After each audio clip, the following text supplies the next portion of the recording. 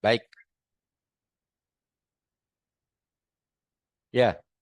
Kita mengulang tadi bahwa betapa pentingnya kita sebagai seorang penulis itu juga mengenal kepribadian kita, ya, yaitu mengenal siapa diri kita supaya kita bisa menempatkan bagaimana diri kita lalu bisa menangkap apa yang terbaik bagi diri kita. Hingga ketika kita menjadi seorang penulis itu benar-benar itu yang terbaik.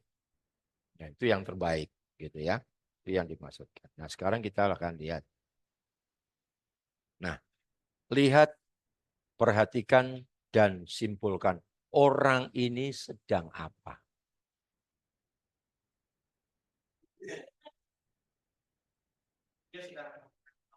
Oh, sedang kasih tahu. Oke, lanjut yang lain. Gemes. Oh, gemes. Oh, gemes jengkel beda loh. Kalau gemes, gitu. Nah, oh, jengkel. Oke, yang lain. Lagi marah. Lagi marah. Bisa lagi marah. Yang lain.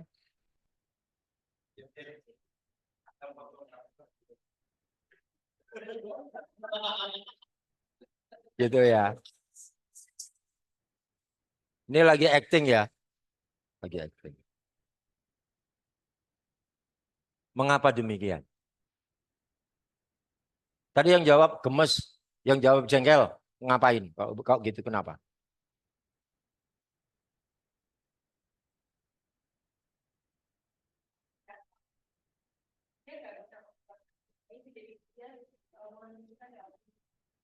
Hmm, tapi gemes ya.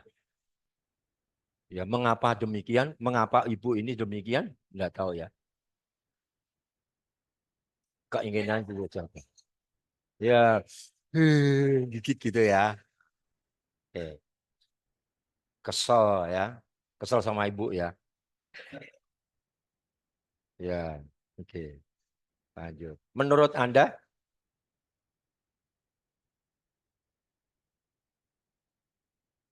apa yang Anda akan lakukan kepadanya? Menurut Anda.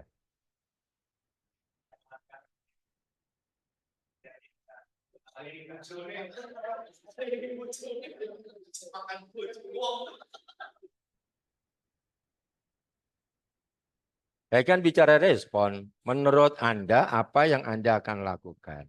Respon Anda terhadap orang seperti ini. Ya,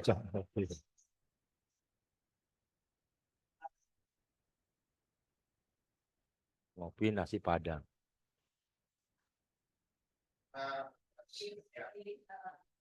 Nah, sebentar kan. Ini kan tadi, ingat ini kan ada tiga pertanyaan. Pertanyaan orang ini sedang apa?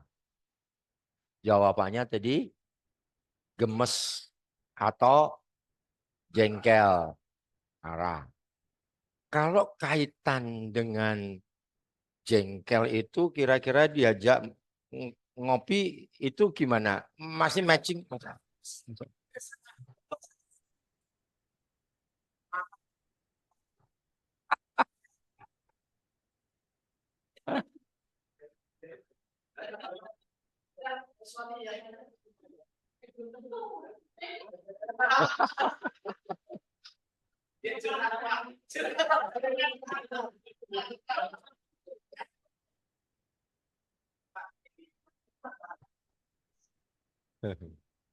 Nah, saya ingin Anda bisa mengkolerasikan dengan keadaan seperti ini, lalu hubungannya kalau tindakan itu seperti apa, begitu ya.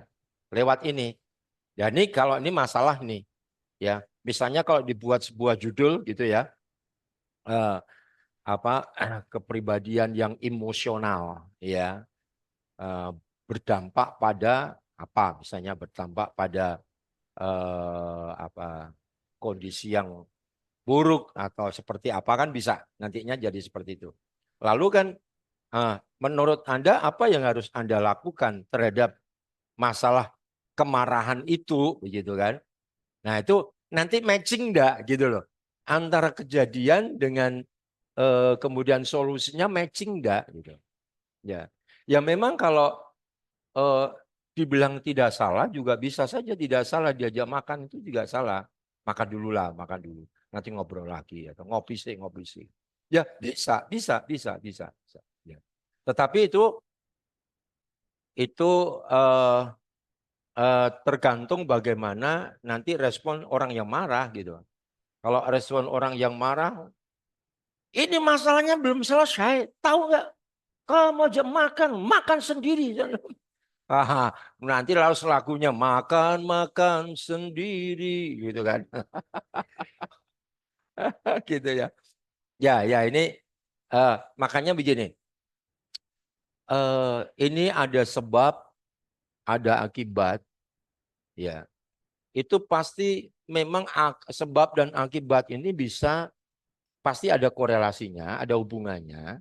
Cuman ketika kita melihat hubungan ini bagaimana kemudian kita bisa menjawab pertanyaan atau situasional masalah yang ada di masalah itu sendiri. Ya, ini sebuah contoh aja.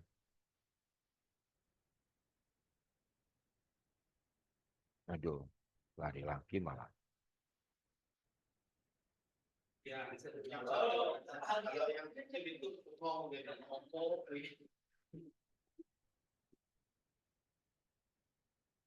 Ya,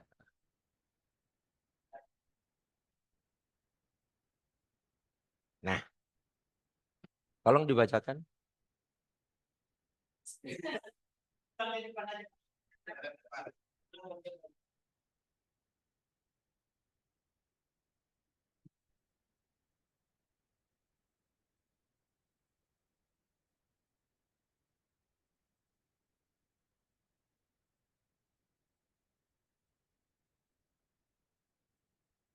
Ya, psikologi adalah ilmu pengetahuan yang mempelajari tentang jiwa, ya, jiwa, serta semua aspek tingkah laku manusia serta nilai diri manusia itu sendiri. Makanya tadi personality kenapa disebut sebagai dalam bahasa Yunaninya artinya adalah topeng. Ya, topeng. Nah, kenapa demikian? Karena di situ nanti ada aspek tingkah laku dari orang itu yang kemudian kita bisa menilai orang itu. Begitu. Ketika orang itu menggunakan topengnya eh, misalkan Gatot Kaca gitu ya. Ya nanti kita akan kalau kemudian ini topengnya Gatot Kaca dalam pewayangan, lalu kemudian tingkah lakunya kayak Sri Kandi, ini siapa ini gitu kan? Gitu kan? Jadi kan tidak matching ini, tidak connect. Harusnya kalau menggunakan apa namanya topengnya Gatot Kaca gitu kan, harusnya kepribadiannya, tingkah lakunya, nilai kepribadiannya seperti itu. Kalau enggak itu manusia lain. Ada orang berkata orang ber apa ya? Bermuka dua apa ya? Atau eh, mungkin orang bisa mengatakan ini orang eh, ber, berkepribadian ganda. Nah, jiwa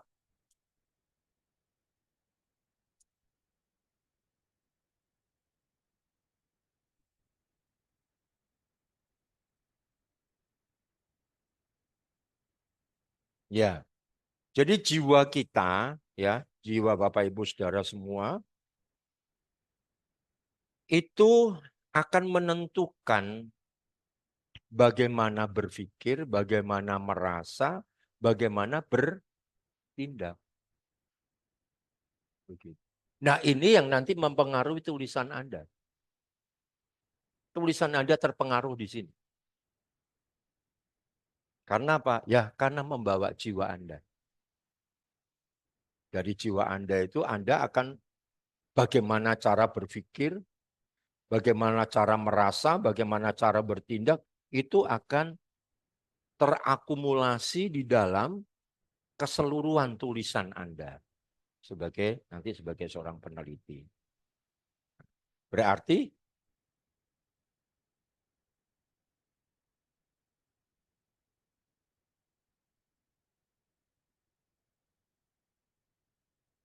ya.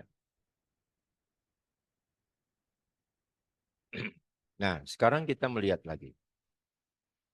Ya, coba diperhatikan.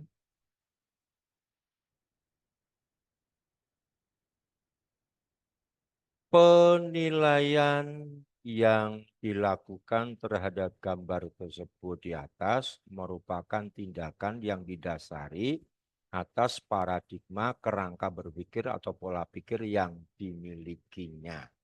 Coba Bapak Ibu Saudara perhatikan. Di sini ada apa dalam gambar ini?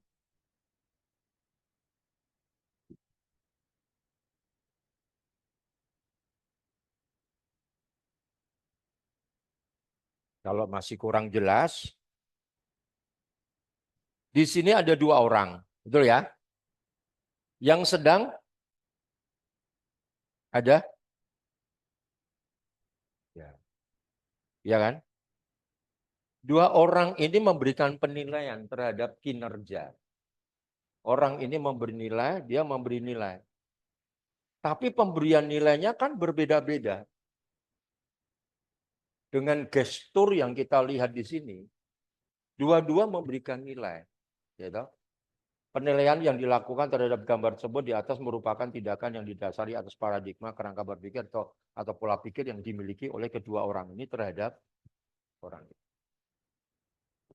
Nah, sekarang coba perhatikan cara memberikan nilai dari orang ini ke sini, orang ini ke sini menurut Anda seperti apa? Ini nanti kita bisa melihat.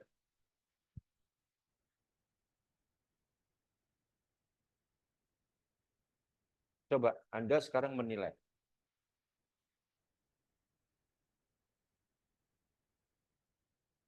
Oh jadi penteling itu. Yang perempuan lebih.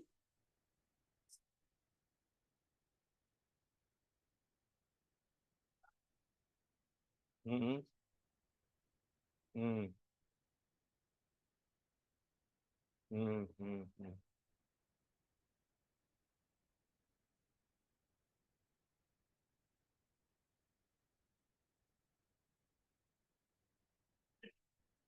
Lebih santun.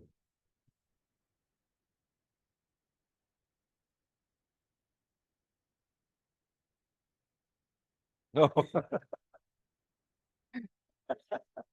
GPA, GPA gitu ya. Coba eh, ini sebenarnya dari gestur itu kita bisa menilai sebenarnya. Mana dua orang ini yang tegas itu yang mana itu kita bisa melihat. Menurut Anda, orang seharusnya kalau menunjuk itu tangan kanan apa tangan kiri?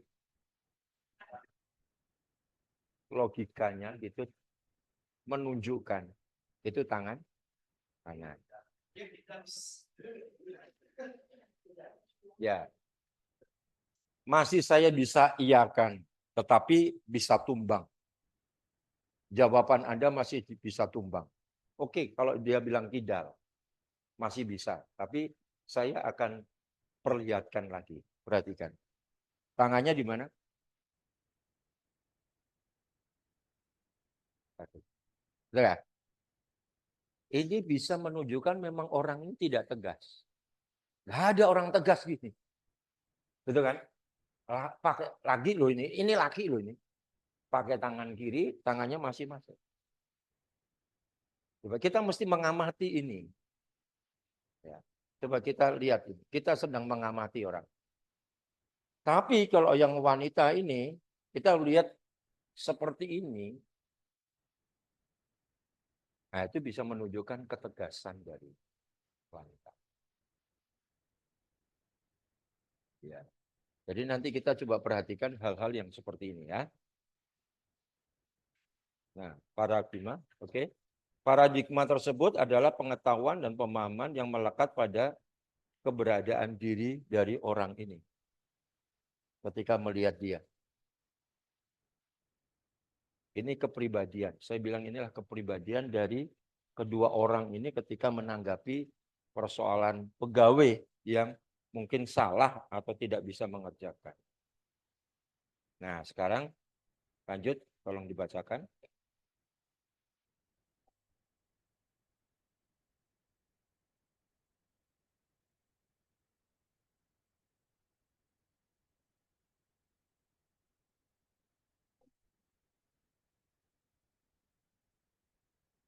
Ya, nah, psikologi penulis perhatikan.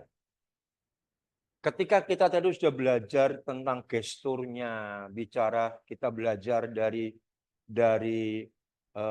cara kita coba mengetahui, ya, membidik tadi, melihat, mengidentifikasi masalah. Psikologi penulis adalah memberi gambaran tentang bagaimana seorang individu itu bersikap bertingkah laku dan menilai sesuatu fenomena yang dituangkan ke dalam narasi sehingga menjadi bermakna. Kalau kita ini sudah mahir, paling tidak sudah belajar, ya, maka kita akan dapat menilai sesuatu fenomena, sesuatu gambaran seperti ini tadi. Gambar seperti ini. Kita bisa langsung membidik. Kalau kita tidak bisa melihat, misalnya ada input dari gambar itu, kita lihat gestur. Kalau kita tidak bisa melihat dari gesturnya, kita melihat dari mimiknya. Dia marah apa tidak, gitu kan ya. Terus kemudian bagaimana kita melihat dari ini, kita nanti akan menilai. Nah, setelah kita menilai apa yang terjadi di sini, kita akan menulis. Menjadi sebuah narasi. Makanya di sini dikatakan paradigma tersebut, cara kita menilai ini itu adalah pemahaman dan pengetahuan yang melekat pada diri orang tersebut, yaitu kita ketika menilai. Ketika kita menuangkan dalam sebuah narasi. Oke, kita lanjut terus. Kita lihat di sini. Nah, ini yang tadi awal tadi saya sudah sampaikan. Bahwa, coba bisa dibacakan dulu saja.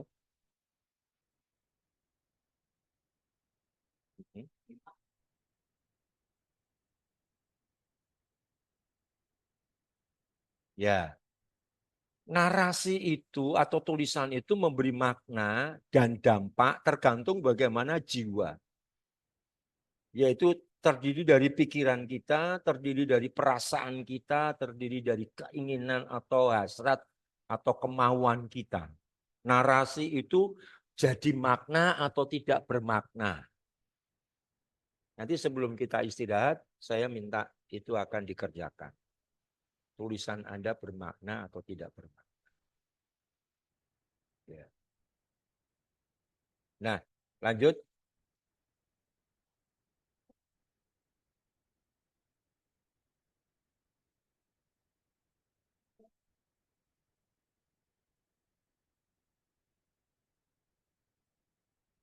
Nah, ini loh kunci. Ini harus kita sebagai seorang penulis itu harus bisa sampai sejauh ini. Perhatikan kalimat ini, ya. Individu seorang penulis itu satu mesti punya kepekaan, peka, ya. Maaf bukan pekok, tapi peka, ya. Peka. Peka dalam hal apa? Peka dalam menyingkapi tadi gambar, ya. Menyingkapi gambar tadi, itu gambar itu sebenarnya selalu saya jadikan mediator, mediasi untuk kita melihat masalah. Gitu. Jadi anggap aja gambar itu masalah. Ya. Jadi selama 2 hari ini selalu melihat gambar itu masalah. Karena kalau saya ajak Anda semua cari masalah mesti keluar. Nah, itu menghabiskan waktu. Lihat gambar saja. Ya. Dan gambar itu Anda sudah bisa melihat. Kita lihat di sini. Kita harus pandainya membidik, mengidentifikasi fenomena atau masalah itu, dan kemudian mempunyai kemampuan mengolah. Mengolah itu kemudian ditata, diatur, begitu ya. menjadi sebuah tulisan. Mungkin tanpa disadari kalau seorang hamba Tuhan itu kan membuat konsep khotbah. Ya. Nah, konsepnya itu apakah itu bentuknya narasi seluruhnya atau bentuknya hanya susunan pendek. Ya, garis besar. Tapi dalam kalimat itu kita bisa menilai. Kerangka berpikirnya si penulis itu kita bisa melihat. Ya. Khotbah si orang ini, si hamba Tuhan ini kita bisa menilai. Oh, ini orang ya tergolong misalnya kalau tentang kepribadian sanguin ataukah dia melankolis itu ketahuan dari tulisannya, gitu ya. Dan Anda bisa menilai saya sekarang, ya, dengan tulisan-tulisan saya ini. Saya ini tergolong siapa? Itu bisa dari tulisan-tulisan, ya. Nah, kita mampu mengolah lalu menjadi sebuah informasi. Informasi adalah seperti ketika kita membaca di sini, narasi atau tulisan memberi makna. Itu adalah sebuah informasi. Narasi atau tulisan itu memberi makna dan dampak. Nah, tulisan saya itu bisa memberikan makna tidak? Ketika Bapak, Ibu, Saudara melihat tulisan saya ini, benar nggak? Misalkan narasi atau tulisan memberi makna. Tulisan saya ini memberi makna atau tidak? Jadi nanti ketika Bapak Ibu Saudara menulis itu, tulisan Bapak Ibu Saudara itu memberi makna enggak? Ada makna yang diambil enggak? Lalu kemudian tidak cuma hanya memberi nampak, makna, tapi berdampak enggak? Ketika Bapak Ibu Saudara misalnya nih, tulisannya seperti apa? Bisa enggak memberikan dampak? Ya. Nah, saya coba kalau saya misalnya keluar dari ini bisa ya. Oh, tapi nanti aja deh. Nanti apa?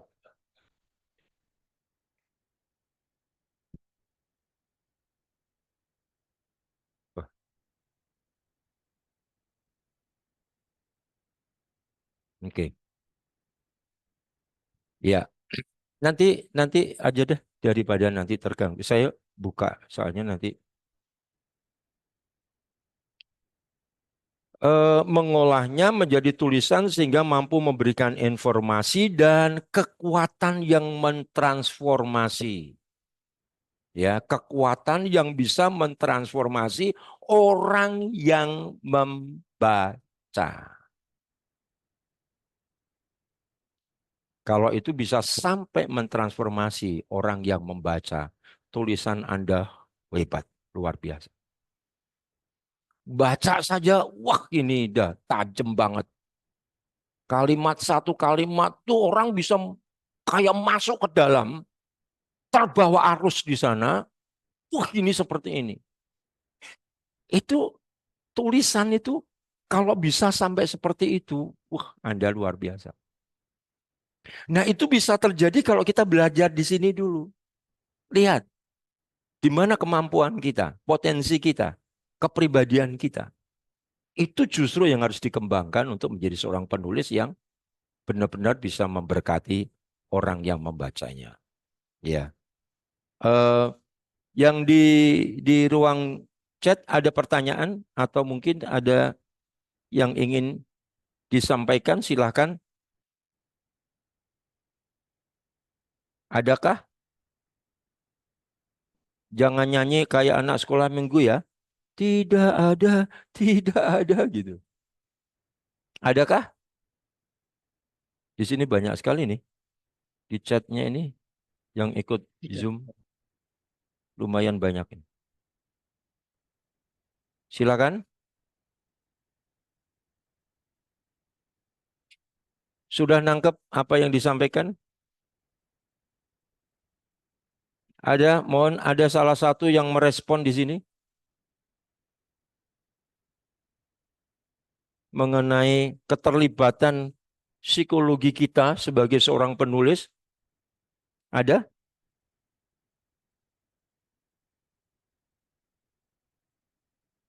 Pak Andreas, Bung Eh, Damai. Ya, silakan. ya maaf Pak, tadi kan memang kita terkendala dengan beberapa suara tadi barusan kita Hmm, komunikasi dengan Pak Sam ini sudah bagus, sudah lancar sekali Pak. Jadi ya, ini baru lancar Pak. Mungkin baru itu dulu Pak, oh, belum ya, menyinggung materi dulu Pak. ya. Ini perjuangan bidang yang di media ini luar biasa sekali. Ya, untuk bisa yang di Zoom itu bisa mendengar dengan baik. Ada? Oh, Bu Yeli, angkat tangan tadi. Bu Yeli, angkat tangan mau tanya? Silakan Bu. Oh, tidak. Tidakkah? Sudah tahukah? Ibu, jangan malu-malu, Bu. Hmm. Saya nilai Ibu boleh ya, Bu? Boleh ya? Nggak apa-apa ya. Minta minta maaf ya, Bu. Ibu itu kalau orang orang Jawa bilang itu eh, sakar PDW. Apa itu sakar PDW? Ibu orang mana, Ibu? Oh, situ Morang, Sumatera ini. Jadi orang oh, sakar PDW itu dalam bahasa Indonesia apa ya? Semau suka-suka ya. Orang suka-sukanya ya, sukanya gitu. Betul nggak, Bu?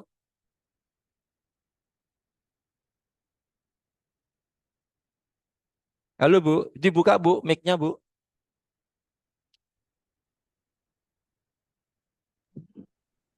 Ya, gimana, Bu? Silakan, Bu. Nanti saya kalau nggak menyapa Ibu atau Bapak yang ada di Zoom ini kan kayaknya kok dia anak Mas, dia anak tirikan ya. Gimana, Bu? Betul atau salah, Bu?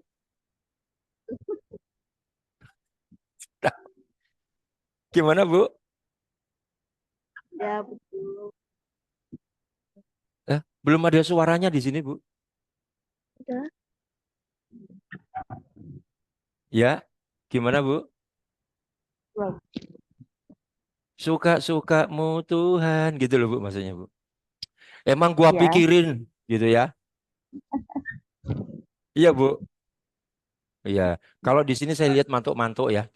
Ini harusnya kalau bisa dilihat di situ, tapi di sini mantuk-mantuk. Ya. Jangan jangan terus kemudian merasa, aduh kok aku gitu ya, nggak apa-apa. Itu di dalam Kristus diubah menjadi lebih bagus, diarahkan ke arah yang lebih baik. Ya, jadi jangan jangan khawatir Bu, nggak apa-apa. Tetap tetap disyukuri. Memang itulah. Ibu itu sebenarnya tergolong lebih dominan di keinginan. Jadi ibu lebih lebih. Jadi kalau sudah punya kemauan, wah pokoknya kejar terus, kejar dapat pokoknya apapun diterjang ya Bu ya. Betul ya Bu? Ya, ini mantuk-mantuk loh ya. Ya betul ya. Mantuk-mantuk ya. Di situ enggak melihat soalnya. Saya melihat di sini mantuk-mantuk. Nah, ada orang yang dominan keinginannya tuh yang lebih kuat. Jadi kalau saya menunjukkan jari ini akan ada yang menonjol di tengah ini. Ya, jari jari apa nih? Jari tengah ini. Ada yang dominan. Ada yang lebih rendah, ya. Punya perasaan nggak? Pasti punya. Punya pikiran nggak? Pasti punya. Tapi dominan. Ya, ini yang lebih dominan untuk membawa kepribadian itu dalam merespon, bertindak dan bersikap. Ya, seperti itu. Maaf ya Bu, Bu Situmorang ya Bu, nggak apa-apa ya Bu. Ya, karena katanya harus menyapa yang ada di eh, ruang Zoom. Oke, lanjut sekarang saya. Ini ya. saya boleh bertanya. Oke, terima kasih Bu. Silakan Bu. Oh ya di sana. Kameranya di Izin, sini, Pak. suaranya di sini soalnya ya toh. Ya Bu, silakan Bu, silakan Bu. Ya, tidak apa-apa.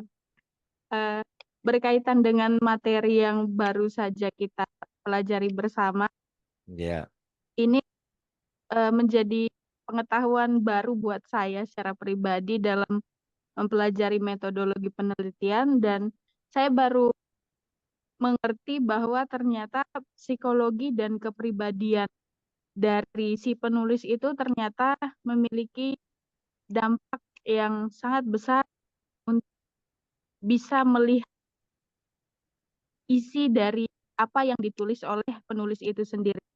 Nah, yang jadi pertanyaan saya adalah apakah ketika seorang penulis itu tidak bisa memahami kepribadiannya sendiri dan mungkin kurang mengerti tentang psikologi dirinya, itu mempengaruhi kesulitan untuk mengidentifikasi masalah yang Ya, dia temukan atau yang coba dia cari. Apakah itu ya, berpengaruh? betul. Sangat betul, Bu. Sangat betul. Oh, Gitu. Kenapa ketika kita menghadapi masalah, kita tidak bisa menyelesaikan masalah, itu step by stepnya itu dari awalnya adalah karena orang itu tidak bisa membaca masalah itu sendiri. Kita melihat orang tuh marah-marah. Betul kita melihat gambar tadi orang tuh marah. Tapi kita tahu nggak marahnya dia karena apa? Gitu. Kalau kita nggak tahu marahnya dia karena apa, kita nggak akan bisa memberikan masukan terhadap orang itu. Karena tidak nyambung. Nanti kamu marah, malah marah itu tidak baik. Alkitab mengatakan marah itu dosa. Ya clear semua selesai. Tapi tidak menjawab persoalan. Itu yang dimaksudkan ya. Jadi kalau kita tidak mengenali diri kita nggak bisa menilai orang dengan tepat maksud saya ya. Dengan yang sesungguhnya. Karena dari sejak awal kan kita membahas bahwa penelitian itu mencari kebenaran. Kebenaran dari sebuah masalah. Ya, bukan mencari-cari ya toh. Tapi kita menemukan apakah ada kebenaran di dalam masalah itu sendiri. Jadi begitu Bu Jesse. Ya, ya, makasih. ya. Terima kasih Bu. Sama-sama Bu. Jadi jadi Bapak Ibu yang ada di kolom di ruang Zoom, saya mau sampaikan begini. Kenapa saya itu sampai membuat metode yang berbeda dengan materi yang berbeda itu karena pengalaman yang saya alami dalam memberikan bimbingan penulisan karya ilmiah itu selalu ini yang saya temukan. Jadi bab 1, bab 2, bab 3, bab 4, bab 5 itu nggak matching. Nggak ada kesinambungan. Saya berpikir ini kerangkanya nggak jelas. Kerangka berpikirnya orang nulis ini tidak jelas. Pertanyaannya saja untuk tahu dia nulis pertanyaan saja dia belum tentu dia tahu pertanyaan itu maksudnya apa. Gitu. Kalau dia tidak memahami betul, aku bertanya kepada Anda ini nanti pertanyaan itu ketika orang menjawab belum tentu kita bisa mengiyakan orang itu menjawab seperti pertanyaan saya. Kalau kita sendiri belum tahu. Sehingga kita nggak bisa tajam memberikan penilaian. Ya, apakah jawabannya itu sudah benar atau tidak. Makanya kadang-kadang saya mengalami kesulitan kalau saya bertanya yang mendengar pertanyaan saya kadang-kadang belum nangkep betul. Maka saya akan mengubah dengan kalimat yang berbeda. Karena masing-masing itu bisa menangkap berbeda. Ya, karena saya berbicara di sini bukan hanya orang satu, tapi sekian puluh orang, maka saya mencoba yang sifatnya umum. Tapi kalau umum kurang tepat, maka saya akan menggunakan kalimat lagi yang bisa ditangkap oleh auden yang mendengar. Ya, nah inilah seorang ini nanti homiletik masuk di sini juga gitu. Jadi Bapak Ibu yang biasa khotbah di gereja, ya di jemaat, ingat baik-baik. Ini ilmu homiletik juga gitu. Jadi bagaimana kita menata bahasa, menata tulisan itu dengan lebih baik. Gitu Pak Bu Jesi, mantap pertanyaannya. Kalau dekat di sini saya kasih hadiah Bu. Ya, haleluya. Nah, saya kasih hadiah Menyusul aqua. saja, Gimana Bu? menyusul Gimana? saja hadiahnya, Pak. Ditransfer Bu? Boleh. Gimana? Boleh, Pak. Nah, Ibu di mana ya, Ibu? Di kota Saya mana? di Tuntang, Salatiga. Oh, Tuntang Salatiga. Deket, Bu, tinggal turun aja. Seharusnya datang ke sini, Bu. Kalau Mungkin ini ada hari temannya nih, Kamis yang dari kalau tidak Salatiga ada ada temannya, halangan. Bu. Gimana, Bu? Ya nanti menyusul Pak kalau tidak ada halangan. Ya, mantap. Nanti ya, siang ini datang ya, Bu. Ya, Waduh, kayaknya istirahat siang kan? ini Nanti kita istirahat. Ibu meluncur ke Semarang ya? Ke Semarang, ke Ungaran ya? Ya. Aduh, diusahakan Pak. ya, diusahakan. Bisa, bisa, bisa. Bisa. Ini dari Jepara aja bisa. Dari Gunung Kidul itu loh bisa, Bu. Jauh, Bu. Itu berhari-hari, Bu, kalau jalan kaki.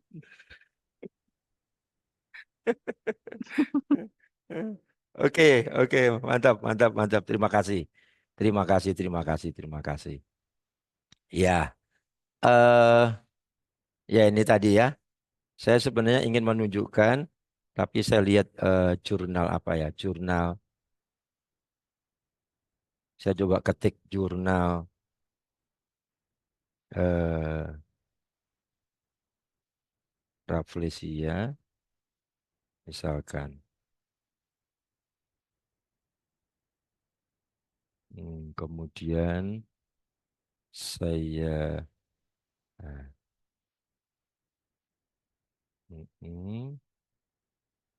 iya. Coba Bapak Ibu Saudara melihat saya punya, ini terpaksa saya keluarin dulu. Kemudian saya akan masuk ke, ini saya punya tulisan. Oh ini belum mau ya, belum mau. Yang ini berarti saya keluarin dulu ya.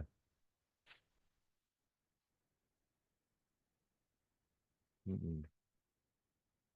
Untuk saya sudah coba keluarkan dari sini.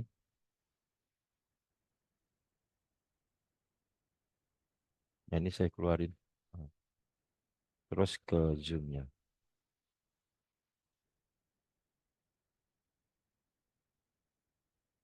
Nah, saya tadi sudah klik terus ke ini. Ya, dah. Oh masih belum keluar.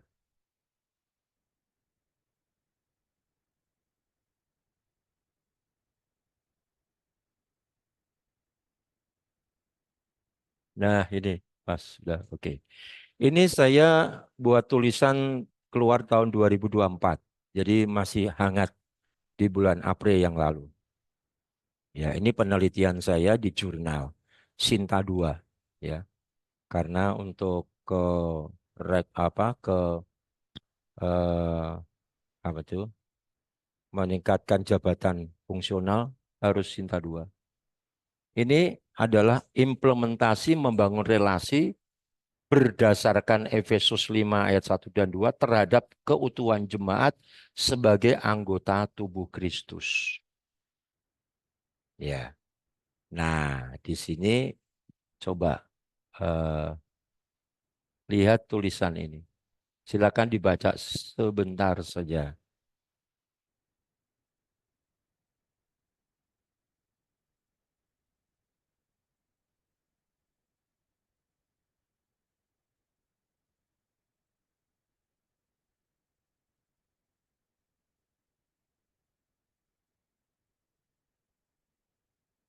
Nah, oke.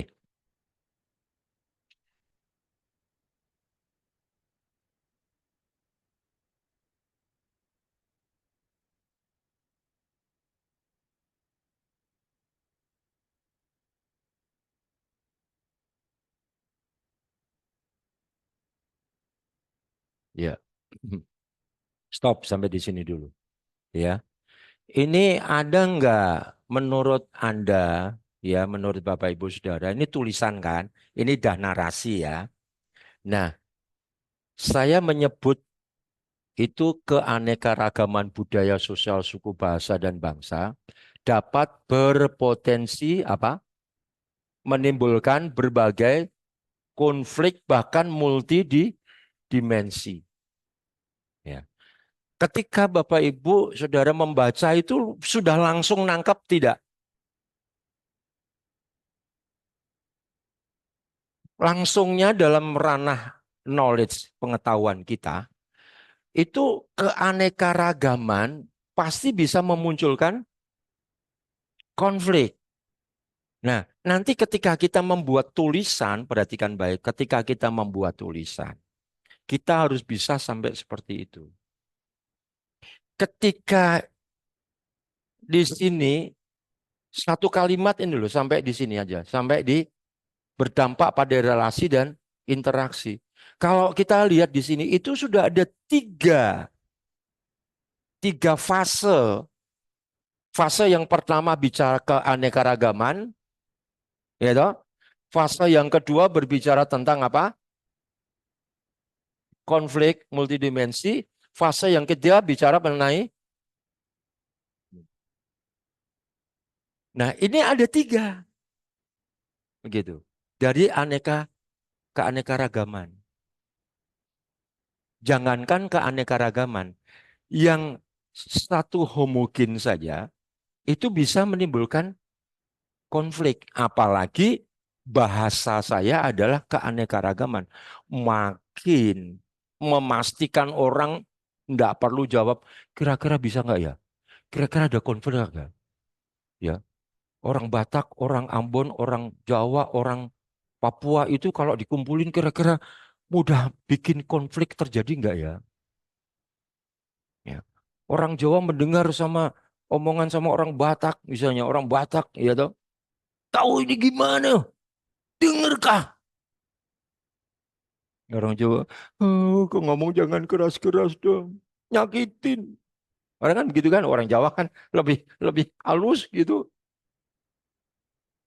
Keanekaragaman. Ketika kita membaca keanekaragaman, maka disambung atau dihubungkan dengan potensi konflik, orang sudah bilang pasti. Pasti. Nah, kalau sudah pasti, maka kemudian akan berdampak pada relasi. Di gereja itu banyak etnis. Ada Jawa, Sumatera, Kalimantan, ya toh, Chinese, di Manado gitu ya. Di tempat saya ada jemaat Manado tuh kalau ngomong ya juga gitu. Kalau udah ngomong tuh to the point, nggak mau kamu tersinggung terserah. Saya ngomong ya begini nih gitu ya. Nah, itu berpotensi. Nah, ini yang saya maksudkan. Ini punya makna. Dan ketika kita menilai, nilai kita itu nggak mungkin kita mau kasih nilai 5. Karena terhubung. Nah, ketika kita menulis tulisan setiap alinea, kita harus bisa sampai mencapai ke situ. Ini direview loh. Yang mereview itu orang-orang eh, yang tentunya dipilih oleh jurnal itu review yang bagus-bagus. Karena ini Sinta 2, ada Sinta 6, 5, 4. Kita punya kampus ini baru Sinta 4 kalau nggak salah. Sinta 4, Sinta 5. Ini Sinta 2. Karena saya mengajukan untuk lektor kepala. Ya, baru kemudian nanti akan ke guru besar, profesor. Saya sedang menyusun eh, jabatan fungsional saya. Saya sekarang sudah 3D. 3D nanti masuk ke 4A, langsung ke 4B. Ya, saya akan langsung ke 4B, nanti setelah itu 2 tahun saya ke 4D. 4D itu profesor. Jadi saya sedang meniti ke arah sana. Makanya saya harus banyak menulis. Ya. Nah, keanekaragaman itu kemudian ya dihubungkan karena kita tadi kan saya eh, ini ah ah ini implementasi membangun relasi.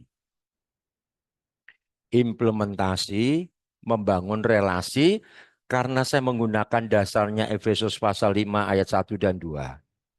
Ya. Lalu baru kemudian membangun relasi itu untuk apa? Supaya terjadi keutuhan jemaat.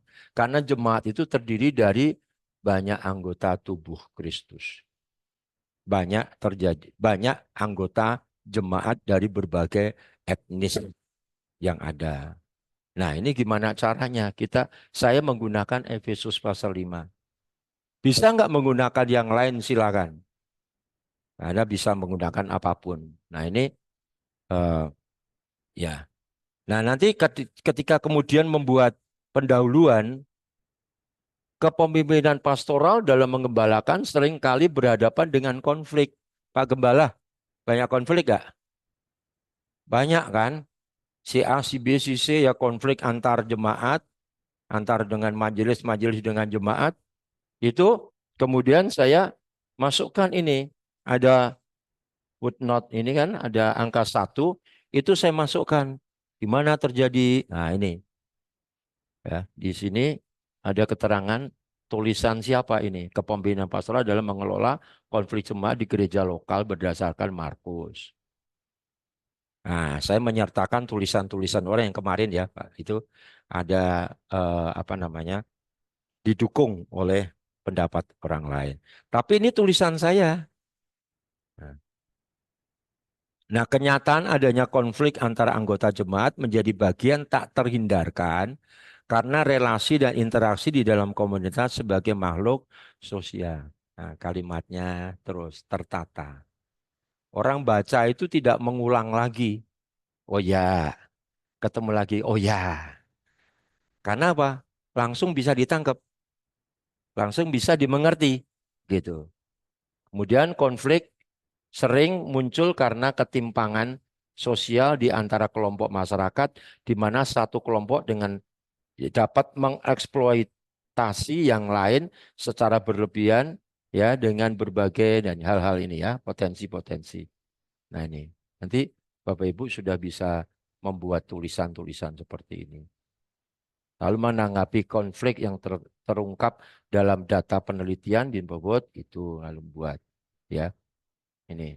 Metodenya ini ada ya menggunakan metode kuantitatif untuk melakukan pengujian regresi sederhana menggunakan SPSS ya untuk melihat tingkat pemahaman dan praktek. Tingkat pemahaman dan praktek. Yang dipahami itu kemudian sama enggak yang dengan yang dipraktekkan ya. Nah, nanti jawabannya saya akan kasih contoh di sini. Ini kan tabel-tabel ya. Nah, sebentar, saya akan langsung di sini ada menggunakan sangat baik, lebih baik, cukup baik, kurang baik, tidak baik. Orang menilai besar di ini. Ya. Nah, kemudian di sini ini variabelnya menjadi penurut, hidup dalam kasih, mengikuti teladan. Ini kalau pertanyaannya saya tidak masukkan di sini. Coba kita lihat. Berkaitan dengan menjadi penurut Tuhan, skor tertinggi pada ranking kurang baik itu 34. Ini menjadi itu tertinggi 34. Apa? Kurang baik. Menjadi penurut seperti ini. Berkaitan dengan dalam hidup dalam kasih rankingnya 65, 69. Mengikuti teladan 74. Kemudian memberi korban itu 74. Oh ternyata ini sama ini sama. Tetapi nanti kalau saya tunjukkan di paling bawah hasilnya, ya, saya menemukan dari sini eh, hidup dalam kasih. Nah ini kesimpulan. Kok, minta tolong bisa dibacakan kesimpulan?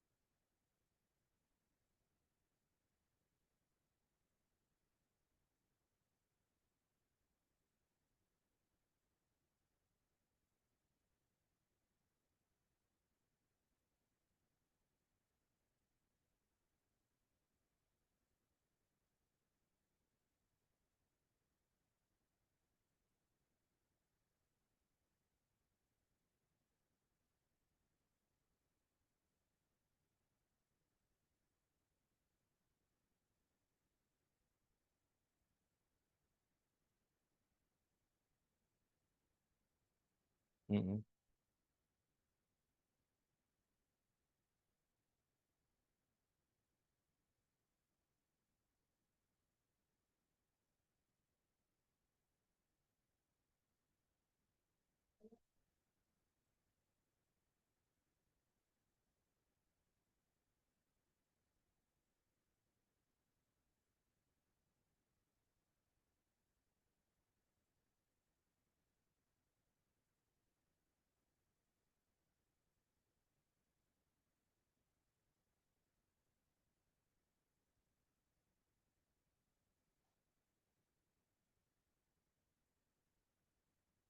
Ya,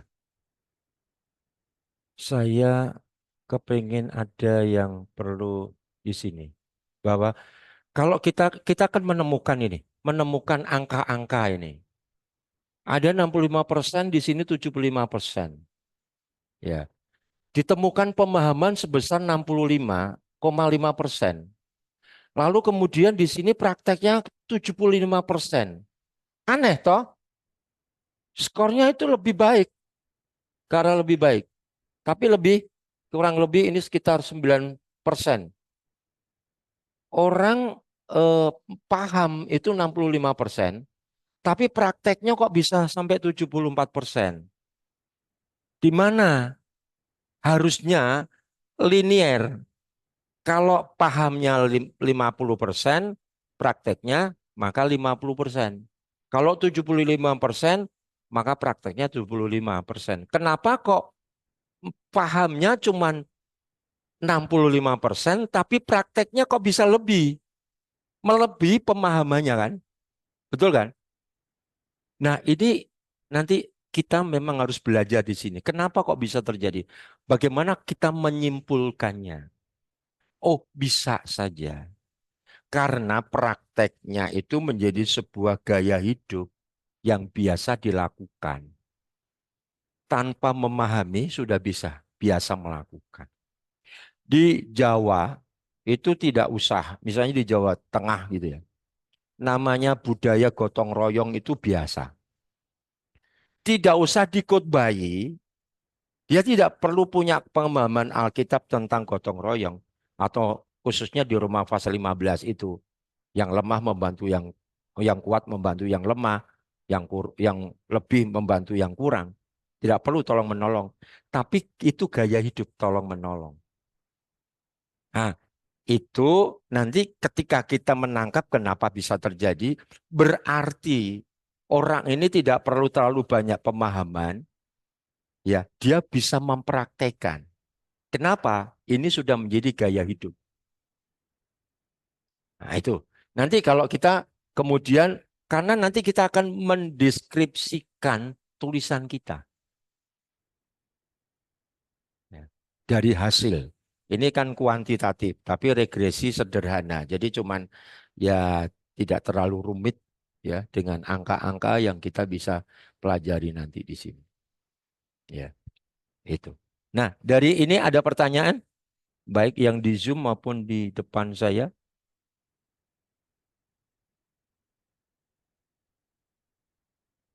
Ini saya memadukan ada exegesis ya.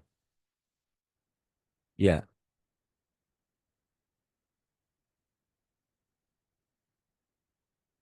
tadi ya. Ini khusus di ini ya Pak, mengikuti teladan Kristus. Berkaitan dengan mengikuti teladan Kristus ditemukan pemahaman sebesar 65. Berada pada skor lebih baik dan praktek sebesar 74,5% berada pada skor lebih baik. Sama, tetapi di skornya sama. Tapi dia lebih tinggi dari yang di pemahaman. Yang mau ditanyakan?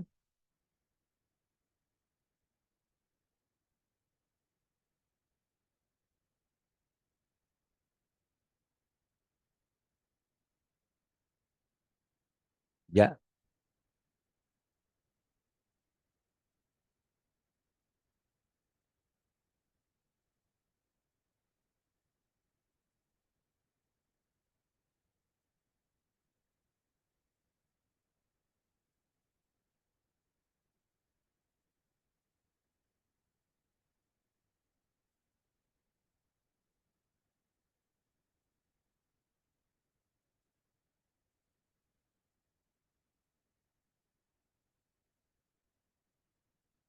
Ya, gini. Penelitian ini kan populasinya adalah 55 responden. 55 responden. Jadi didapatkan dari 55 jemaat dengan karakteristik, ini lihat hasilnya. Karakteristiknya responden itu di sini lakinya sekian, perempuannya sekian. Ya, jumlahnya sekian. Usia 21 sampai 30 ada sekian orang. 31 sampai 40 ada sekian orang. Ya, ada 41 sampai 40 ada sekian orang. Begitu. Nah, 51 ini skor masalah usia. Nah, kemudian jabatan dalam gereja, pendeta itu cuma satu, 1 orang. Majelis 6, pelayan Tuhan, oh maaf, salah. Ada 34, bukan, ini salah. Eh, Jabatan dalam gereja, pendeta, seharusnya berdasarkan. Nah, ini responden ini, sebentar.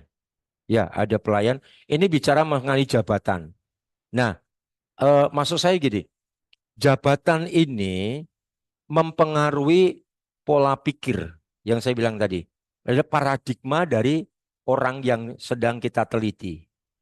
Makanya kenapa di sini orang bisa paham, ya, pahamnya sekian, tetapi kok melakukannya berbeda. Sekalipun majelis atau sekalipun pendeta, ya, paham tentang Alkitabnya bagus, belum tentu nanti prakteknya bagus. Itu yang dimaksudkan. Nah, ini saya teliti, ya, saya teliti seperti ini yang terjadi, begitu. Jadi saya meneliti orang, responden, ada yang punya jabatan, jabatannya apa, kemudian usianya berapa, laki atau perempuan. Ini tadi ya, ada beberapa beberapa karakteristik dari responden. Nah, ini ya, gitu Pak. Eh, jadi yang Bapak mau tanyakan gimana?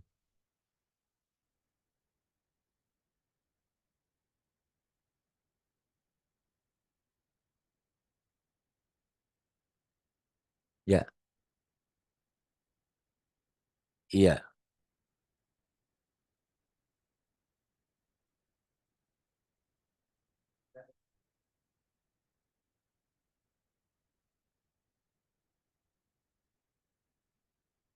Mm-mm. Rendah prakteknya. Iya. Ya, itu menimbulkan pertanyaan. Itu menimbulkan pertanyaan. Pahamnya cuman sekian persen, kok jadi pelakunya, prakteknya kok lebih daripada apa yang dipahami. Itu tadi, makanya kemudian kita akan mencari jawaban. Kenapa kok demikian? Ya kan? Nah, itu saya menyimpulkan bahwa kenapa pemahamannya sekian, tapi prakteknya lebih tinggi. Karena itu tadi gaya hidup. Misalnya gotong royong gaya hidup itu sudah menjadi gaya hidup tanpa memahami teori Efesus pasal yang kelima, dia sudah memiliki kehidupan gaya hidup dalam Efesus pasal 5 ayat 1 dan 2. Sehingga karena kan di sini kan yang jadi patokan adalah Efesus pasal 5 ayat 1 dan 2. Anda paham enggak? Paham. Tapi kenapa dalam prakteknya kok tidak sesuai dengan apa yang Anda pahami? Nah, ini nanti jawabannya juga kalau itu rendah, pahamnya tinggi, kemudian praktiknya rendah, ternyata kalau kita melihat sini berarti pemahaman itu tidak serta otomatis bisa melakukan praktek sesuai dengan apa yang dipahami. Kenapa bisa terjadi? Nah, ini ada faktor X yang perlu diselidiki. Nah, itu makanya ditelusuri lagi. Kalau hasilnya seperti ini berarti ada yang something, ada yang salah ini. Kok bisa? Begitu. Orang pemahamannya hebat, prakteknya kok kurang. Banyak hamba-hamba Tuhan kan, hamba-hamba Tuhan yang luar biasa. Tapi ketika praktek di rumah, bisa ngajar tentang keluarga, tapi di rumah nempelengin istri, nempelengin anak. Gitu. Istri berani bantah, berani lawan suaminya. Ah, kok bisa? Pendeta loh, hamba Tuhan loh. Nah, ini problem. Berarti orang yang paham belum tentu bisa mempraktekkan. Tapi orang yang pahamnya rendah, dia bisa mempraktekkan. Ini berarti ada faktor X yang membuat tidak memahami secara teoritis, tapi dia sudah melakukan budaya seperti itu. Ya.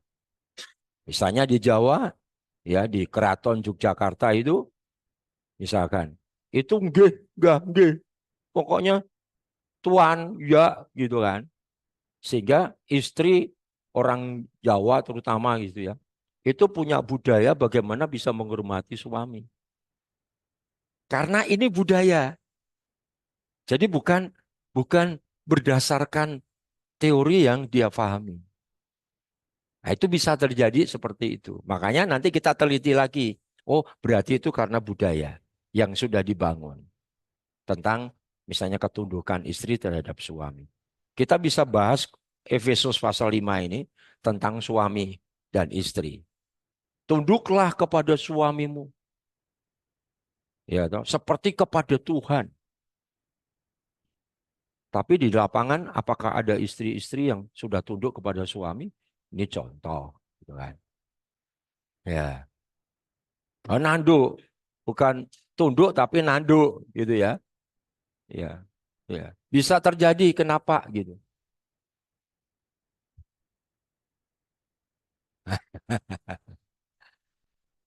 Nah, itu. Jadi inilah yang namanya penelitian dan kita mencoba mencari dari 4 variabel itu tentang menjadi teladan, kemudian praktek tentang apa kasih, ya kan? Di sini ada 4, yaitu menjadi penurut, hidup dalam kasih, mengikuti teladan Kristus, memberi korban yang berkenan. Ini Efesus pasal 5 ayat 1 sampai 2 itu ada 4. Saya temukan setelah saya exegesis, ya saya menemukan ada 4 variabel ini. Dari variabel 4 ini kemudian saya pecah menjadi pertanyaan. Jadi kalau saya misalkan saya di laporan saya tidak masukkan karena ini jurnal. Ya, ya, ya.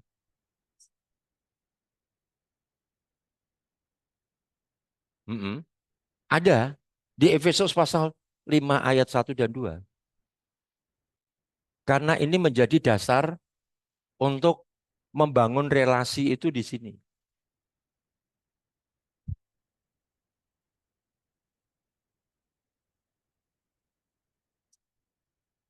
Nah, di sini nanti ketika membaca, makanya nanti di sini kan lihat, ah, korban yang berkenan. Nanti ketemu karena saya kemudian mengesegesis dari ayat tersebut, ya. Ketemunya ada 4 ini. Nah, ini di sini. Menjadi penurut itu seperti apa? Hidup dalam kasih itu seperti apa? Kemudian mengikuti teladan Kristus itu seperti apa? Lalu kemudian memberi korban yang berkenan itu seperti apa? Itu ada contoh, itu membahas tentang Yesus. Yesus itu memberikan persembahan yang harum, yang menyenangkan hati Tuhan. Ini dari ini. Nah, mungkin tadi sempat berpikir itu dari mana ya? Kok penelitiannya ini kok keluarnya di sini? Nah, ya, ya, ya, saya nangkap pertanyaan. Karena saya mengeksegesi ayat 5, pasal 5 ayat 1 dan 2. Dan itu kemudian jadi instrumen pernyataan, pernyataan yang saya bagikan kepada jemaat. Jemaat sangat setuju, setuju, kurang setuju, tidak setuju. Nah itu tadi ada 5. Nih, sangat baik, lebih baik, cukup baik, kurang baik, tidak baik. Ketika Anda sudah mempersembahkan persembahan, oh kurang. kurang baik. Oh, cukup baik. Cukup saya memberikan persembahan. Misalnya contoh gitu ya. Atau kalau kita di sini kan melihat Yesus, ya, nanti kita menggunakan pertanyaan-pertanyaan itu yang sesuai dengan yang dihasilkan dari Efesus pasal 5 ayat 1 dan 2. Begitu ya. Karena tadi saya nangkap kok maksudnya. Apa hubungannya? Kok ada korban di sini? Gitu. Nah, ini saya bisa jawab karena saya mengesegesis ayat ini. Ya, oke. Gitu ya. Hmm, ya ini apa namanya? Nanti Bapak Ibu Saudara bisa membuat ini. Sebagai gembala yang telah menerima mandat Tuhan tentunya dituntut responsif, tanggap, sigap terhadap situasi demikian dengan melakukan langkah-langkah nyata dan real untuk menyelesaikan secara profesional berdasarkan keteladanan Yesus Kristus sebagai guru agung. Nah, ini tugas pemimpin gereja harus begitu. Lalu kemudian saya menggunakan Efesus, ini kan, proses pembinaan dan bimbingan pastoral berdasarkan surat Efesus pasal 5 ayat 1 dan 2. Karena kita membahas di surat ini. Nanti kalau misalkan membahas di surat yang lain, boleh, nggak apa-apa. Nah, itu nanti diterjemahkan sesuai dengan isi surat itu, mengesegesis seperti isi surat itu. Jadi di dalam penulisan saya ini ada kaitannya dengan biblika. Ya, karena ada eksegesis. Tapi di sini juga ada praktika karena pelayanan terhadap penggembalaan, teologi praktika, teologi konseling atau teologi pastoral. Ya, begitu. Oke, ada yang ini sebagai contoh aja tulisan. Saya ingin Bapak Ibu. Nah, dari sini saya minta tolong deh, tolong di dinilai lah saya ya. Tolong dinilai tulisan saya bagaimana begitu. Jangan takut, enggak tak kasih nilai. Maksudnya tidak saya nilai pendapat Bapak Ibu Saudara gitu. Menurut kalau melihat ini aja di kalimat di latar belakang aja gitu. Nanti karena Bapak Ibu Saudara akan membuat apa namanya latar belakang. Nah ini loh. Ya.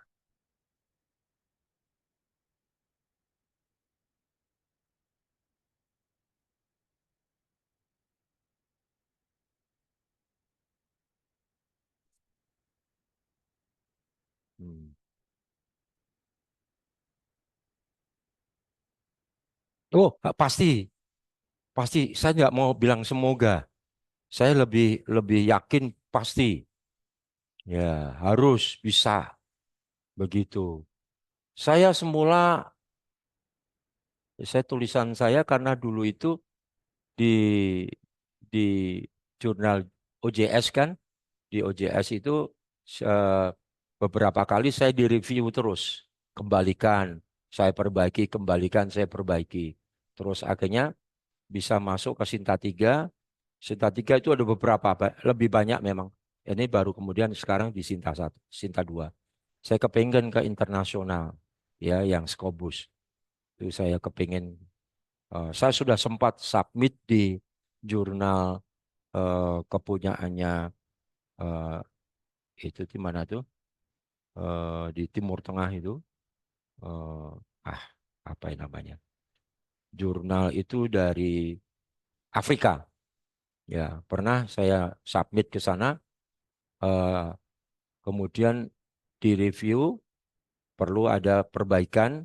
Kalau bisa masuk ke sini. Nanti Bapak akan dimasukkan di jurnal ini. Dia arahkan saya ke jurnal yang lain.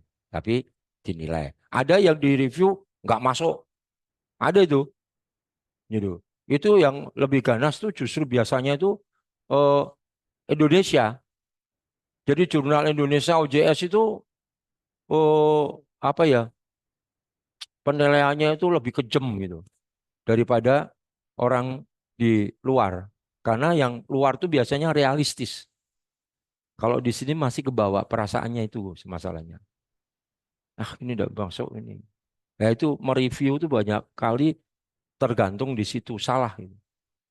Menilai tulisan orang itu jangan membawa bawa diri Anda. Tulisannya itu apa? Benar apa salah gitu. Saya sedang mereview, misalnya ini contoh ya. Ya ini supaya nanti eh, Bapak Ibu akan bisa melihat. Semoga saja ada di sini. Bentar, sebelum kita akan beristirahat. Nah, ini kayaknya nih. Mudah-mudahan ini yang benar. Oh ini belum ada ya, belum saya review. Ini tulisan, saya mereview di sebuah eh, jurnal OJS ya. Ini saya ada lagi satu sebenarnya. Bukan yang satunya sudah saya review. Eh, aduh yang mana ya? Kalau ini kayaknya belum. Harusnya yang seperti ini. Eh, aduh di mana ya? Oh, bukan di sini, di laptop saya yang satunya. Saya sedang mereview, sudah saya review. Jadi sesuai dengan memang itu pantas untuk review gitu, gitu. Ya. Oke, ada pertanyaan nggak? Karena sebentar kita akan istirahat. Jadi kalau memang eh, saya bisa atau mau diterusin tadi yang kurang ya, begitu ya? Ya, oke. Oh, belum dapat ya? Oh, belum dapat ya? Ah, gini saja. Saya akan ke semalam saya tanya sama Bu Metsi, diktatnya saja yang dikirimkan ke mahasiswa. Jadi nanti diktatnya saya akan kirimkan. Saya bilang ini mahasiswa suruh ngeprint, suruh cetak apa gimana? Saya tanya gitu. Ah, terus suruh nyetak sendiri. Nah, karena suruh nyetak sendiri ya sudah saya kasih diktatnya saja ya. Begitu ya. Ya, nanti dicetak sendiri. Gimana? Ah, ah.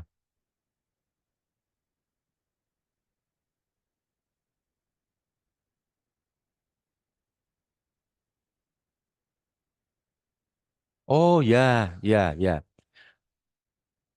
Nanti nanti sebentar saya akan tunjukkan ya. Itu. Ini diktatnya ya.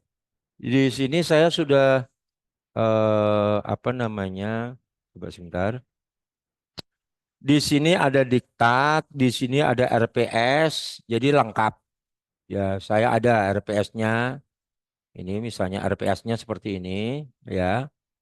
Jadi kita kuliah kita di sini ini benar-benar seperti sampai seperti ini ya. Jadi dipersiapkan betul seperti ini. Ini ada RPS-nya. Kemudian cuman karena waktu saya nggak mau bahas. Karena waktunya nanti habis di RPS. Kemudian dari silabus ya.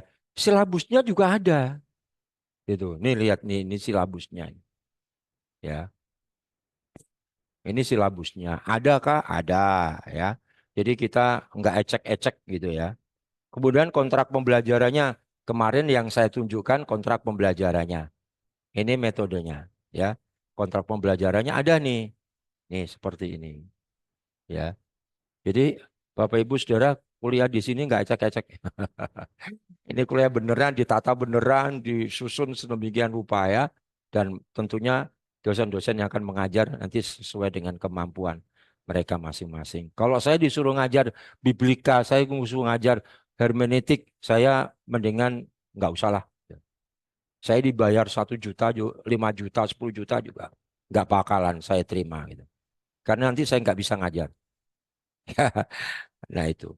Ini di sini ada kontrak pembelajaran, silabus, RPS, lalu termasuk diktat. Nah, di diktat ini nanti, oh semoga saja masuk di sini. Eh, Kalau tidak ada masuk di sini, nanti saya akan kirimkan. Ini anu sih, bagaimana kita hasil penelitian dan pembahasan. Terus kemudian di sini ada. Nanti saya akan tunjukkan yang SOP-nya saja, ya. Oke, saya akan keluar dari sini. Saya akan lihatkan SOP-nya. Pertanyaan yang bagus yang perlu saya jelaskan ke Bapak Ibu. Nah, ini ada buku panduan. Ya, ini buku panduan. Ini saya buat. Buku panduan ini saya buat untuk nanti bisa dipakai buat Bapak Ibu Saudara dalam penulisan. Nah, di sini pertanyaan itu ada.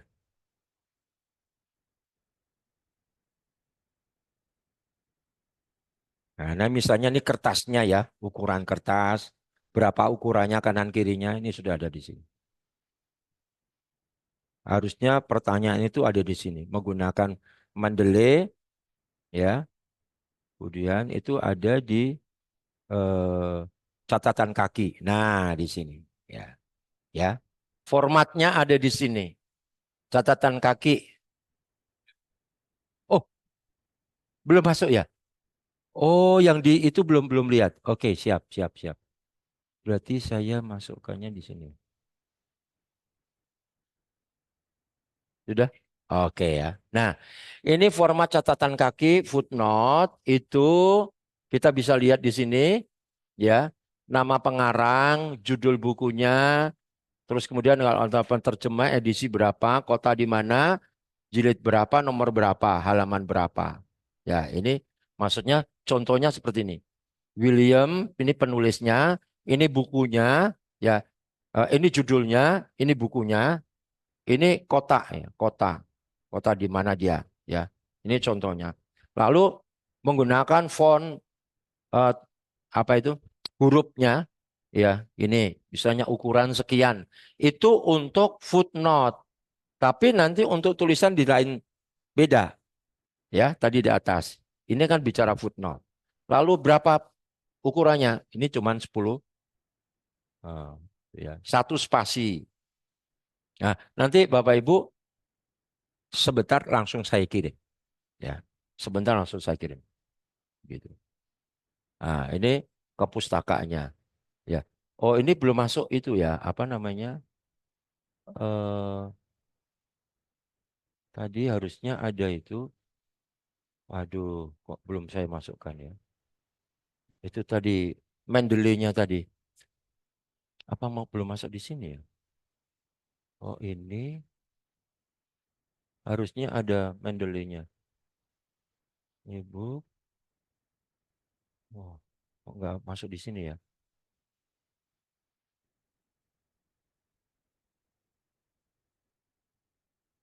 Hmm, harusnya ada di sini. Menggunakan Mendeley, kemudian eh, eh,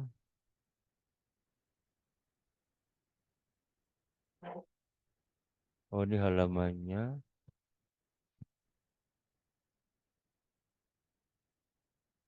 Aduh, saya belum memasukkan. Coba nanti saya pelajari. Saya lihat dulu kalau tidak ada saya masukkan tinggal pakai Mendeley menggunakan apa misalnya ya. Ya, yang pasti nanti pakai Mendeley ya. Bapak Ibu Saudara nanti tolong download Mendeley. Kalau tidak punya nanti bisa minta saya untuk linknya untuk apa untuk di di di download ya. Saya harus buka. Nanti saya akan buka laptop saya yang satunya itu yang ada Mendeley-nya. Ini di sini tidak ada Mendeley. Ini karena yang laptop yang baru. Ya, nanti setelah istirahat aja. Ya, nanti saya akan tunjukkan. Bisa ngambil dari sini. Ya, ada pertanyaan lagi mengenai ini. Nanti saya tambahin aja, tinggal saya tambahin aja. Mendeley menggunakan apa? Ya, ini karya tulis ini di sini. Kalau tesis itu 150 halaman. Minimal 40 buku. Kenapa, Pak?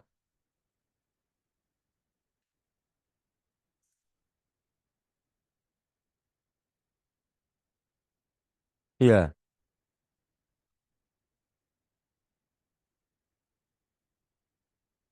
Mm-mm. Boleh, termasuk, termasuk.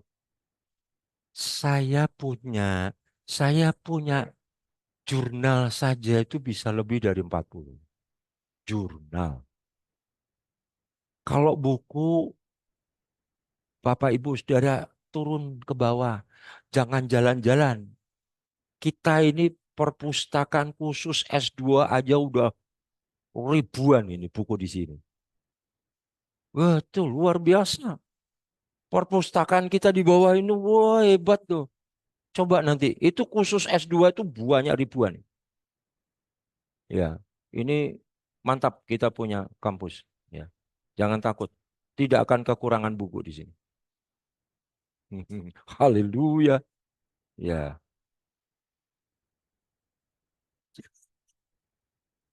belum ketemu. Pertanyaan saya berapa menit? Berapa menit Anda mau cari buku? Sul- Ket, ket, oh, buku penelitian. Ya, penelitian itu banyak. Kalau nggak ada di, pasti sih di sini kan artinya begini, ribuan itu bukan cuma metodologi. Maksud saya buku-buku segala macam itu. Itu yang dimaksudkan. Ya,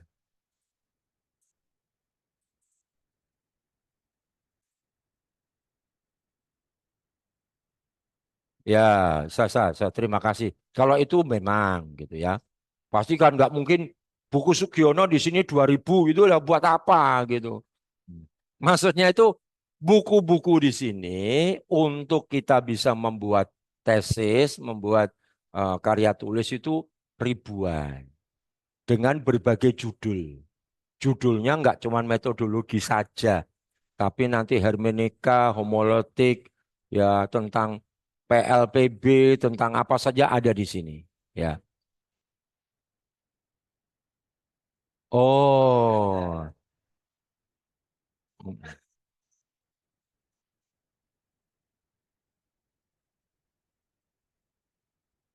Ah, ah.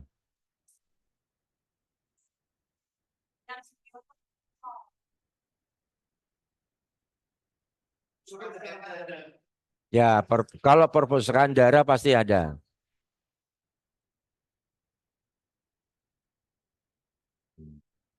Tapi sebenarnya kalau mau beli ya kita di Tokopedia masih bisa. Shopee, ya. Iya. Oh, gitu. Ya, itu jadi saya bisa lihat ya ini gitu. Jadi tinggal langsung copy di sana, gitu kan? Ah, ringkat. Oh, gitu ya, Bu. Ya. Jadi nanti di sini sudah ada ya SOP-nya ya. Nanti saya kirimkan SOP-nya. Eh ini kan buku panduannya ya. SOP-nya berharap ada di bawah. Lampiran-lampiran. Ini sudah dibuatkan. Jadi ini ada abstraksinya. Ini ada contoh-contohnya pembimbingan. Semua saya sudah siapkan ini supaya nanti Bapak Ibu Saudara tidak mengalami kesulitan ya. Lalu di sini juga ada standar misalnya tentang apa di pelaksanaan penelitian. Nanti misalnya kemudian ada yang eh, misalkan judul gitu ya. Ini manajemennya. Kemudian judulnya nanti bisa eh, materinya ya. Ini sudah saya buatkan memang. Nah ini standar pengajuan judul. Ini sudah ada di sini. Kemudian pengajuan proposal penelitian ini bab satu sudah. Nah ini sudah tak jelas di sini. Ya gitu. Jadi tinggal jalan saja. Jadi tidak tidak bingung, tidak usah cari-cari. Oh, yang ini ya.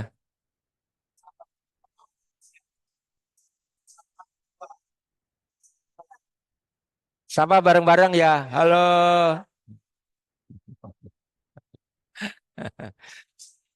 Hmm. Eh, ya, Bapak Ibu, Saudara yang ada di room Zoom nanti tetap dapat juga ya. Saya akan bagikan hari ini.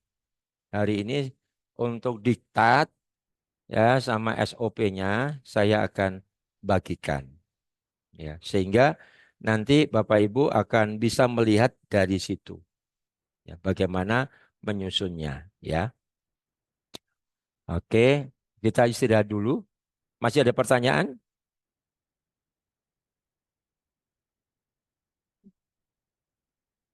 Bagaimana? Mau tanya? Ya, ada pertanyaan?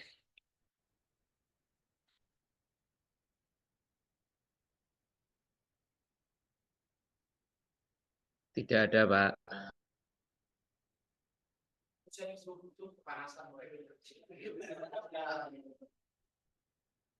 Gimana tadi?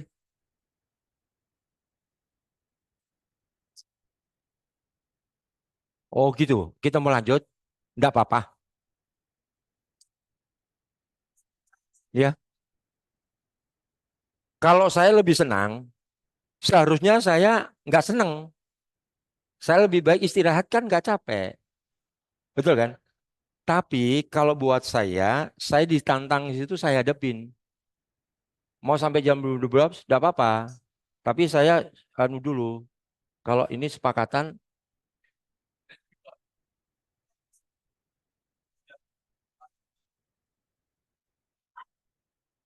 Bapak Ibu yang di Zoom kita mau sampai jam 12. Mau? Mau? Oke. Ya. Halo. Yang di Zoom, halo. Sampai jam 12. Jam setengah 12 ada acara, Pak. Sebentar. Ya, ya, ya. Ada yang jawab ini. Gimana? Ya, jam setengah 12 saya mohon izin karena tadi sudah janjian dengan jemaat. Begitu.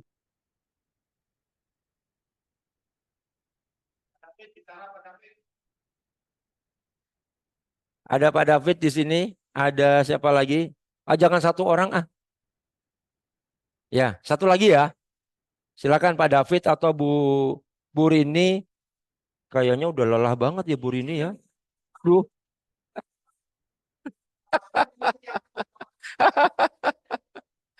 Aduh. Kasihan ini Bu Rini nih. Aduh. Itu terlalu kejam kau ini. Hmm. Sakit Tunduk poin. kepala, Pak. Oh, sakit kepala. Atau gini, kita sampai setengah 12, tapi masuknya nanti setengah 2.